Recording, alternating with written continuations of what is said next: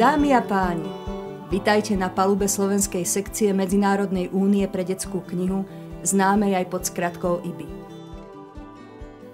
To som ja, loď Nie si sám, a je mi cťou, že vás môžem zobrať na výhliadkovú plavbu.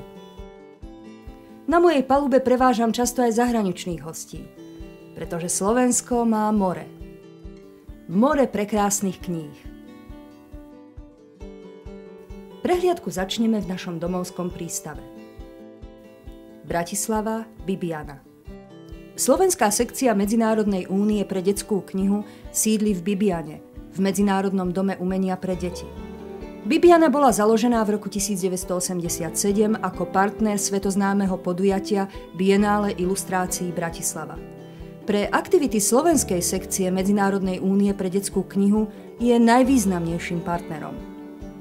Keď už spomíname Biennále ilustrácií Bratislava, na ktorých spolupracuje aj slovenská sekcia IBI, mali by sme niečo povedať o priateľstvách, spoločenstvách a partnerstvách.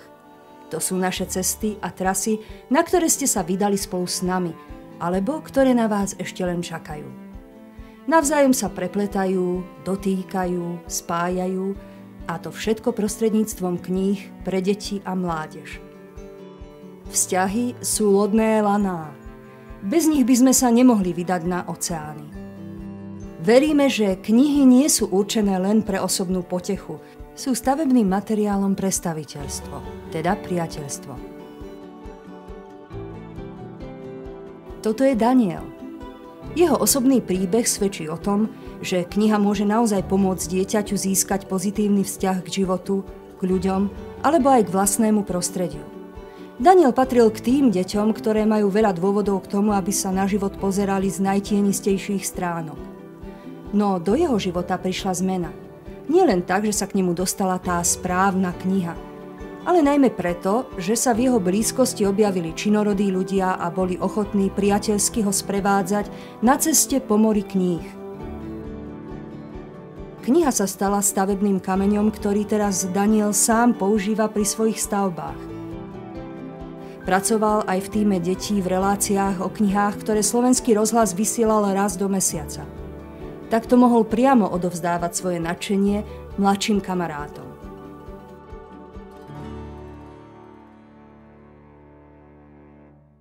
Loď slovenskej sekcie Medzinárodnej únie pre detskú knihu však neslúži prednostne k plavbám detí.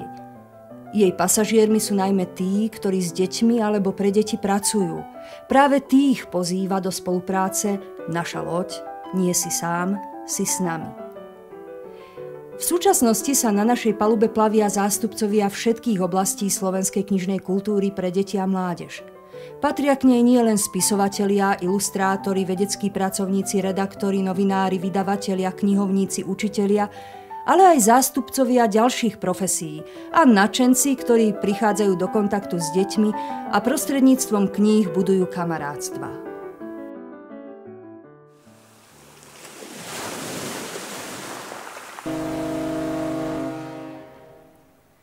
K našim najstarším projektom patrí Medzinárodný deň detskej knihy, ktorý sa každoročne slávi 2. apríla na narodeniny rozprávkara Hansa Christiana Andersena.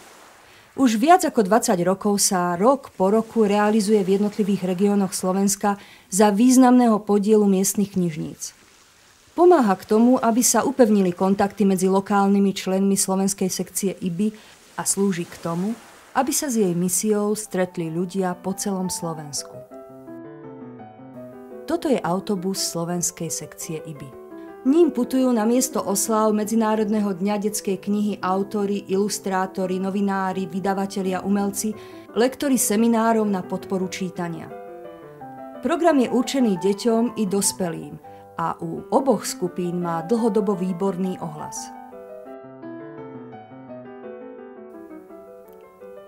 V každej kultúre je potrebné zápasiť aj s negatívnymi vplyvmi, ktoré deťom berú knižku z rúk.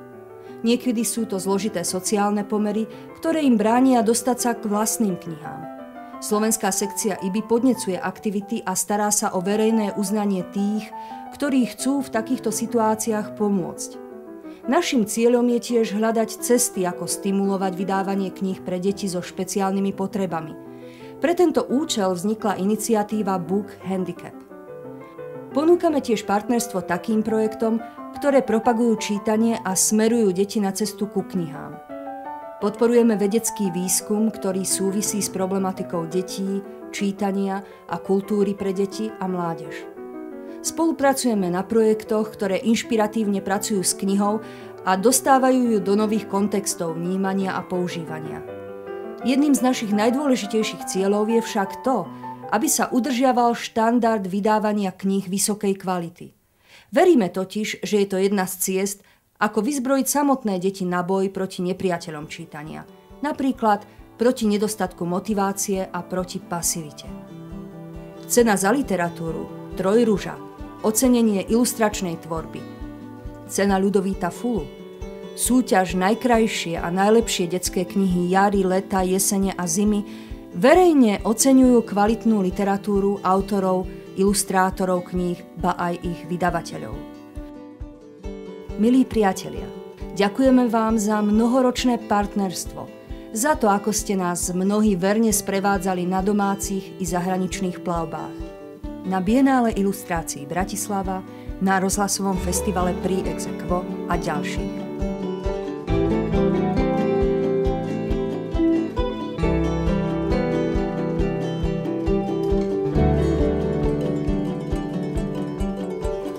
Morom nádherných kníh sa plavíme už mnoho rokov. Naučili sme sa pozorovať nebo i zem, čítať nielen vo viditeľných, no aj v neviditeľných knihách. Máme vízie a dúfame, že sa budeme môcť o ne s vami neustále deliť. Radi by sme sa stali vašimi spolupútnikmi a spolucestujúcimi, keď sa vyberiete za dobrodružstvami čítania, či už v našich domácich alebo v zahraničných vodách. No tiež by sme vás radi aj my pozvali k partnerstvu na našich expedíciách, ktoré prinesú kvalitnú slovenskú tvorbu k čitateľom aj zo vzdialených krajín.